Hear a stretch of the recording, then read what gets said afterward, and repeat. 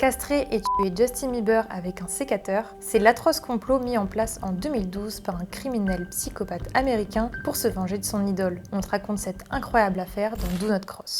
Tout commence en 2012 dans une prison du Nouveau-Mexique.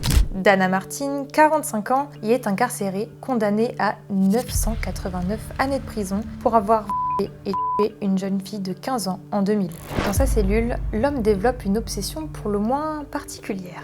Il devient un grand fan de Justin Bieber. Âgé de 18 ans à l'époque, Justin est au top de sa carrière. Derrière les barreaux, Dana est omnubilée par la pop star, se fait tatouer son visage sur le mollet et tente d'entrer en contact avec lui à plusieurs reprises. Mais sans réponse de Justin, il devient alors complètement fou et met en place un glaçant stratagème.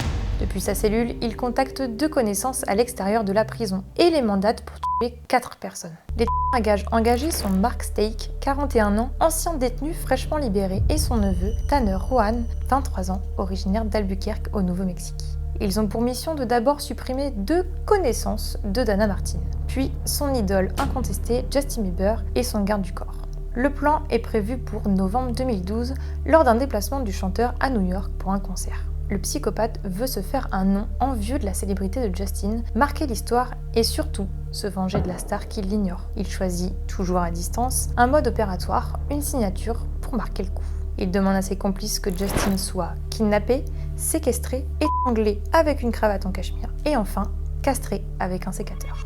Mais comment les faits se sont alors déroulés ? Eh bien, le plan a finalement échoué, car Dana Martin a décidé de dénoncer ses complices lui-même. Il prévient la police du plan macabre de ses 2 complices, qui les met ensuite sur écoute et finira par les arrêter avant qu'ils passent à l'action. Tout est bien qui finit bien pour Justin et son entourage. À l'époque des faits, se sera simplement exprimé. Toutes les précautions sont prises pour s'assurer de la protection et de la sécurité du chanteur et de ses fans. Et toi, t'avais entendu parler de cette histoire folle ?